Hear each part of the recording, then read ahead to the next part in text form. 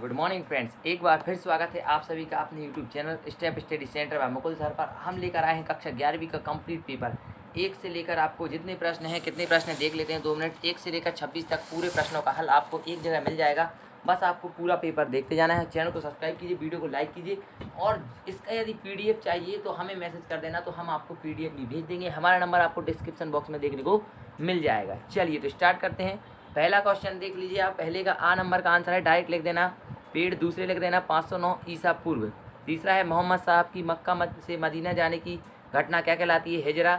और फिर बाद में इसके बाद आएगा, निम्न में से किस विद्वान को मानवतावाद का पिता कहा जाता है? पेट्रोट। सेफ्टी लैम्प का आविष्कार किसने किया? तो हम्फ्री डेवी ने किया था। इनको आपको ध्यान में रख लेना है और डायरेक्ट आंसर लगा देना है। फिर आता है, इसका आंसर मिला नहीं है कहीं पर भी और आपको किसी भी यूट्यूब चैनल पर नहीं मिलेगा, ठीक, ध्यान रखना। बी आता है, रोमन साम्राज्य की स्वर्ण मुद्रा है अरियास। फिर आती है सी, पैगंबर मोहम्मद की शिक्षा इस्लाम धर्म खालिस्तान प्राप्त होती हैं कुरान से। डी आता है, जर्मनी में सुधार आंदोलन के प्रणेता कौन थे? मार्टिन लूथर, ध्यान रखना। और क्लोरीन नामक रसायन का आविष्कार किसने किया था? कार्ल विलियम रील ने। देखिए, सुन लीजिए मेरी बात, लेक्चर को पूरा देखिए, कहीं भी आपको पूरा पेपर नहीं मिलेगा, लेकिन हमने आपको बहुत मेहनत करके पेपर बनाया है तो कुछ नहीं जाता है। 20 मिनट में आपका पेपर हो जाएगा आराम से, यदि आप अच्छे से लिखते हैं तो। चलिए तो आगे बढ़ते हैं। तीसरा प्रश्न देख लीजिए आप। आगस्टस का है प्रथम रोमन सम्राट। दूसरा आता है, प्रथम अफीम युद्ध कब हुआ था? 1839 से 1842 के बीच में।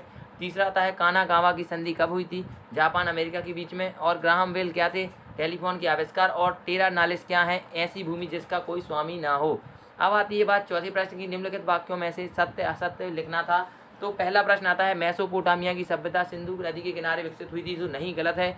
दूसरा आता है, जूलियस सीजर यूनान का महान शासक था, बिल्कुल सही बात है। पुनर्जागरण का आरंभ सर्वप्रथम इटली में हुआ था, बिल्कुल सही बात है। एबोरिजिन ऑस्ट्रेलिया के मूल निवासी को कहा जाता है, बिल्कुल सही बात है। और नानकिंग की संधि चीन और ब्रिटेन के बीच हुई थी, बिल्कुल सही बात है। इसको आपको ध्यान में रखना है, ठीक। चलिए अब बात आती है दूसरी की। छठवां प्रश्न आता है, गृह युद्ध क्या है? तो गृह युद्ध एक ऐसी राष्ट्र के अंदर संगठित गुटों के बीच में होने वाले युद्ध को कहते हैं। कभी कभी गृह युद्ध ऐसे भी दो देशों के युद्ध को कहा जाता है जो कभी कभी एक ही देश के भाग रहे हों। गृह युद्ध लड़ने वाले ग्रहों को भिन्न भिन्न प्रकार के होते हैं। अब आती है बात, हिजरी क्या होता है? हिजरी संवत से क्या है? सातवां प्रश्न है। तो इस्लामिक वर्ष को कहा जाता है हिजरी संवत। इसकी शुरुआत हजरत मोहम्मद साहब ने मक्का से मदीना प्रवास करने अर्थात हिजरत से मानी जाती है। फिर आता है, वास्को डी गामा कौन था? वह भारत कैसे आया था? आठवां प्रश्न है। तो वास्को डी गामा से पहले किसी और समुद्र मार्ग से भारत की खोज नहीं की थी, परंतु वास्को डी गामा से पहले पहला पुर्तगाली था वास्को डी गामा, ध्यान रखना। और आगमन हो चुका था। यूरोप से भारत आने की सीधे समुद्री रास्ता खोजने का श्रेय वास्को डी गामा को जाता है और सबसे पहले वह भारत के दक्षिण स्थित केरल के कलिकट पर पहुंचा था। देखिए, इतनी मेहनत कर रहे हैं यहाँ, तो आज चैनल को सब्सक्राइब कर सकते हो, वीडियो को लाइक कर सकते हो और अपने फ्रेंड को बता दो जिसको भी इसका पूरा पेपर नहीं मिला है। अब आती है बात नौवें प्रश्न की, नन किसे कहा जाता है? तो नन किसे कहा जाता है? कैथोलिक मत में पादरियों को विवाह करने की अनुमति नहीं है और उन्हें आजीवन ब्रह्मचार्य का पालन करना होता है। और कुछ स्त्रियां भी अपना जीवन धर्म के नाम कर देती हैं और आजीवन कुंवारी रहती हैं। इन्हें नन कहा जाता है। कैथोलिक विश्वास में मरियम, जो ईसाई मसीह की माता थी, को बहुत ही पूजनीय संत माना जाता है। देखिए, एक शब्द में उत्तर आपको सबसे आखिरी में मिल जाएंगे, तो आप लोग जाकर आखिरी में इसको देख सकते हैं। और वीडियो को लाइक कीजिए, चैनल को सब्सक्राइब कीजिए और यदि कोई भी समस्या हो तो सब्सक्राइब करने के बाद हमें मैसेज कीजिए, तो हम आपका पूरी जो परेशानी है उसकी सुविधा के अनुसार सरल कर देंगे। अब लिखा हुआ है, सेटलर क्या है? तो सेटलर शब्द दक्षिण अफ्रीका में डच के लिए, आयरलैंड, न्यूजीलैंड और ऑस्ट्रेलिया में ब्रिटिश के लिए और अमेरिका में यूरोपीय लोगों के लिए इस्तेमाल होता है। इन उपनिवेशियों की राजभाषा अंग्रेजी थी। कनाडा को छोड़कर जहाँ फ्रांसीसी भी एक राजभाषा है, अटलांटिक महासागर तक फैला है। दूसरा आता है, किन पुरानी कहानियों में मेसोपोटामिया सभ्यता की झलक मिलती है? तो हमें मेसोपोटामिया की सभ्यता की झलक हमें पुरानी कहानियाँ जैसे बाइबल, मेसोपोटामिया के परंपरागत साहित्य में दी गई है, लोक कथाओं में मिलती है। बाइबल के प्रथम भाग ओल्ड टेस्टामेंट में मेसोपोटामिया की कई संदर्भों में उल्लेख किया गया है। देखिए, मेरी बात पर मत जाना कि मैं कैसे बोल रहा हूँ, बस आपको अपने आंसर से मतलब रखना है और किसी चीज़ से मतलब नहीं रखना है, ठीक। और मेसोपोटामिया की सभ्यता को संसार की प्राचीनतम सभ्यताओं में से एक माना जाता है। अब आती है बात 12वें नंबर प्रश्न की, कि रोमन के अगस्टस के बारे में पूछा जाता है कि स्वर्ण युग क्यों कहा जाता है? तो 19 अगस्त 14 जिसको सुनो, अगस्त में नोला में प्राकृतिक कारणों से मृत्यु हो गई, जब तक तिबेरियस के रोम सम्राट ने के रूप में पदभार संभाला था तब सीनेट ने देवताओं के बीच अगस्टस नामांकित किया था। अगस्टस के शासन को रोम का स्वर्णयुग माना जाता है और अक्सर इसे भी संदर्भित किया जाता है। अब्बासी क्रांति किसे कहा जाता है? तो आपको कुछ नहीं करना है, एक काम करना है बस। अब्बासी क्रांति के लिए इसको थोड़ा आपको फुल स्क्रीन करके देख लेना है। अब्बासी क्रांति से आप क्या समझते हैं? तो देखिए, मुस्लिम राजनीतिक व्यवस्था के केंद्रीकरण की सफलता के लिए उमैयद वंश को भारी कीमत चुकानी पड़ी।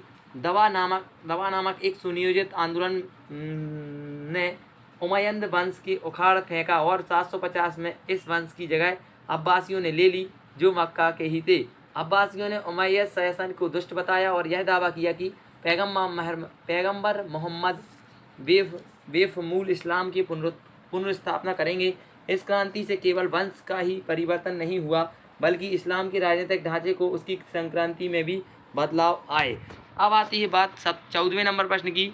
पूछा गया था, इतिहास की किताबों में ऑस्ट्रेलिया को क्यों नहीं किया जाता है? तो देखना है ना, इतिहास की किताबों में ऑस्ट्रेलिया के मूल निवासियों को शामिल इसलिए नहीं किया गया था क्योंकि यूरोपीय इतिहासकारों ने ऑस्ट्रेलिया के मूल निवासियों के प्रति भेदभाव की नीति अपनाई। इसी कारण इतिहास की पुस्तकों में उनकी उपेक्षा की गई। अब आती है बात 15वें प्रश्न की कि रोमन साम्राज्य के पतन के क्या कारण थे? तो लिख लीजिएगा। पहला कारण मूल्यों और नैतिकता की कमी, दूसरा था सार्वजनिक स्वास्थ्य और रोग, तीसरा था गरीब तकनीकी विकास, चौथा था महंगाई, पांचवा था शहरीकरण, छठवां था एक विभाजित साम्राज्य, सातवां था बर्बर लोगों का आक्रमण, आठवां था बहुत ज़्यादा सैन्य खर्च। इन 10 कारणों के कारण रोम साम्राज्य का पतन हो गया था। अब आती है बात 16वें प्रश्न की, सूफी धर्म क्या है और इसके सिद्धांतों की बताना है। तो सूफी धर्म के सिद्धांत में मानवता की सेवा करना सर्वोपरि है। सूफी धर्म गीत संगीत के द्वारा ईश्वर के प्रति समर्पण भाव प्रदर्शित करने पर आधारित है। सूफी धर्म में भौतिकवादी जीवन के विरोधी की परंपरा थी, लेकिन वह पूर्ण रूप से त्याग के पक्ष में नहीं था। वे भौतिकतावाद और त्याग में जीवन के समन्वय के पक्षधर थे। इसके बाद आता है 17 प्रश्न, नाइट एक अलग वर्ग क्यों बने और पतन कब हुआ? तो देखिए, दूसरा प्रश्न करना है अपन को, मध्यकालीन मठों पर क्या अर्थ था? तो मध्यकालीन मठों में भिक्षु रहते थे। वे धार्मिक कार्य तथा अध्ययन करने के साथ साथ कृषि कार्य भी करते थे। इस प्रकार मध्यकालीन मठ धार्मिक एवं कलात्मक गतिविधियों के केंद्र थे। ये लोगों को नैतिक शिक्षा देते थे तथा रोगियों की सेवा करते थे। इसके बाद आता है प्रश्न 18वां, औद्योगिक क्रांति के कारणों की वर्णन करना था। तो आपको लिख देना है, इस प्रकार हैं। पहला, किसानों की बदली हुई स्थिति। दूसरा लिख देना है आपको, प्रशिक्षित कारीगरों द्वारा गिल्ड्स के नियंत्रण से मुक्त होकर स्वतंत्र रूप से कारोबार करना। तीसरा लिखना है, श्रमिकों की उपलब्धि। चौथा लिखना है, आर्थिक स्वतंत्रता का सूत्रपात। अब आता है प्रश्न नंबर 19, अमेरिका के लिए फ्रंटियर के लिए मान्य थे। तो इसका थोड़ा हम बता रहे हैं। अमेरिका के लिए फ्रंटियर से क्या मायने हैं? तो अमेरिका के लिए फ्रंटियर के निम्न मायने थे। यूरोपियों द्वारा जीती गई भूमि तथा खरीदी गई भूमि के कारण संयुक्त राज्य अमेरिका का विस्तार होता रहता था। इससे अमेरिका की पश्चिमी सीमा खिसकती रहती थी। इसके कारण मूल अमेरिकियों को भी पीछे हटना पड़ा। वे राज्य की जिस सीमा तक पहुंचते जाते हैं उसे फ्रंटियर कहा जाता था। चलिए 20 नंबर प्रश्न पर आते हैं। डॉक्टर सन्यास सेन कौन थे? इनके सिद्धांतों का वर्णन कीजिए। तो सन्यास सेन के 3 सिद्धांत थे, राष्ट्रवाद, लोकतंत्रवाद और सामाजिक न्याय। फिर कौन थे? तो सन्यास सेन चीन के क्रांतिकारी नेता तथा चीनी गणतंत्र के प्रथम राष्ट्रपति एवं जन्मदाता थे। सन्यास सेन पेशे से वे चिकित्सक थे। चीनी गणतंत्र में इसको राष्ट्रपिता कहा जाता था, जबकि चीनी जनवादी गणतंत्र ने इसे लोकतंत्रवादी क्रांति का अग्रदूत कहा जाता था।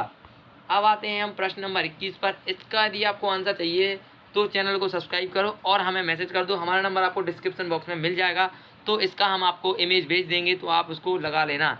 अब आता है 22 नंबर प्रश्न, मेसोपोटामिया की विश्व को क्या देन है?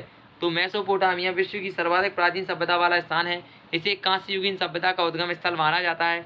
यह कांस्य युगीन सभ्यता का उद्गम स्थल माना जाता है, ध्यान रखना, ठीक। और उसकी देन क्या क्या है तो देख लो। पहले नंबर तो आता है कुमार के चाक का प्रयोग मेसोपोटामिया के लोगों ने संभवतया सर्वप्रथम किया था। दूसरा आता है कांच के बर्तन भी मेसोपोटामिया के लोगों ने संभवतः पहले बनाए। तीसरा आता है सट्टा समय प्रणाली को मेसोपोटामिया के लोगों ने सर्वप्रथम विकसित किया, जो आज भी समय विभाजन करने के लिए विश्व में हर जगह प्रयोग में लाई जाती है। चौथा है निम्नलिखित विधि संहिता सर्वप्रथम बोबोलोनिया के शासक हैम्मुराबी द्वारा विश्व को दी गई। 5वां है मेसोपोटामिया के लोगों ने विश्व में सर्वप्रथम नहरें बनवाई जो विश्व भर में वर्ष वर्ष सिंचाई और बाढ़ नियंत्रण एवं जल परिवहन के लिए प्रयोग में लाई जा सकती थी। 6वां प्रश्न है 4 पहियों वाली गाड़ी या रथ तथा जहाजी बेड़े मेसोपोटामिया के लोगों द्वारा ही बनाए गए थे। अब आती है बात 23 नंबर प्रश्न की। यूरोप में सामंतवाद के पतन के कारण की विवेचना कीजिए। तो फ्रांस के सर्प एवं रोम के दास के जीवन की दशा की तुलना कीजिए। तो आपको ये लिख देना है पतन के कारण सीधा सीधा सामंतों की आपसी सामंतवादी व्यवस्था के एक कारणों के सामंत संघर्ष थे। दूसरा राष्ट्रीयता की भावना। तीसरा नए हथियार एवं गोला बारूद। चौथा धर्मयुद्ध। 5वां छापे खानों का आविष्कार। 7वां रोमन सम्राटों का प्रयास। 7वां कृषकों का विद्रोह। 8वां पुनर्जागरण एवं धर्म सुधार आंदोलन। लिख देना है पूरे नंबर पक्के। अब आती है बात 24वें नंबर प्रश्न की। पुनर्जागरण का अर्थ क्या है स्पष्ट करते हुए समझाना है। तो आपको कुछ नहीं करना है, इसको पूरा लिख देना है। आपको पुनर्जागरण का अर्थ एक फ्रेंच शब्द रेनुसा से है जिसका शाब्दिक अर्थ फिर से जागना है, इसे नया जन्म। सब कुछ क्या करना है लिख देना है। चैनल को प्लीज़ यार सब्सक्राइब कर दो। मैं इसलिए इसको बड़ा नहीं कर रहा हूँ क्योंकि आप लोगों को ज़्यादा टाइम ना हो, ठीक ना। चलिए तो इतना ही आप लोगों को ये आगे देख लीजिए, पूरा लिख लेना आप लोग, ठीक ना। बहुत है अच्छा, आप पूरा लिख लीजिएगा। और आप यदि देखिए ये 26 नंबर प्रश्न है मेइजी शासन के अंतर्गत जापान की तंत्र प्रणाली को लिखना था। तो आपको कुछ नहीं करना है, सीधा लिख देना है 19वीं शताब्दी जापान घटनाक्रम 1886 से संबंधित पूरा। देखिए यहाँ से लिखते जाइएगा, ख़त्म कर देना, पूरा लिख लेना। जैसे ही पूरा लिखा जाएगा आपका यहाँ से पढ़ के बता देते हैं हम। चीन की उपनिवेशवादी से बचाने के लिए चीन की व्यवस्था को सुदृढ़ बनाना नितांत आवश्यक था। अतः उसने आधुनिक प्रशासन, नई सेना और शिक्षा के लिए एक नई नीतियों का निर्माण किया था। संवैधानिक सरकार की स्थापना हेतु स्थानीय विधायिकाओं की गठन की तरफ से ध्यान आकृष्ट किया। और ये सब कुछ आपको लिख देना है। और इसी के साथ हमारा लेक्चर ख़त्म हो जाएगा। और ये हमने देख लीजिए, यहाँ लिखा है पोप किसे कहते हैं, हज किसे कहते हैं, तो आप सब देख लेना, आपको सब बता दिया है। तो निवेदन है आप हमारे चैनल को सब्सक्राइब कर दीजिए और हमें कुछ नहीं चाहिए आपसे। और यदि आपको कोई भी परेशानी है तो हमारे चैनल के नीचे डिस्क्रिप्शन बॉक्स में हमारा नंबर दिया है, तो आप हमें फ़ोन लगा सकते हैं। फ़ोन तो नहीं लगेगा खैर, लेकिन व्हाट्सएप करके हमसे क्या कर सकते हैं, इसका PDF ले सकते हैं। PDF ले लीजिए यदि चाहिए तो। मिलते हैं फिर नेक्स्ट लेक्चर में, तब तक के लिए जय हिंद। हम आपके उज्जवल भविष्य की कामना करते हुए कि आपको पूरे में से पूरे नंबर मिल जाएंगे। अभी तक किसी भी यूट्यूबर ने हिस्ट्री का पूरा पेपर नहीं डाला था, हम ही पहले हैं। तो हमारे लिए आप केवल एक सब्सक्राइब दे देंगे तो आपके पैसे नहीं लगते, फ्री में होता है। बस थोड़ा सा आपकी मदद हो जाएगी और मेरी मदद हो जाएगी। मिलते हैं फिर नेक्स्ट लेक्चर में। आपको इसी का राजनीति विज्ञान का भी पेपर मिलने वाला है थोड़ी देर में, तो चैनल को सब्सक्राइब करें, पूरा पेपर मिलेगा। तब तक के लिए जय हिंद। हम आपके उज्जवल भविष्य की कामना करते हैं।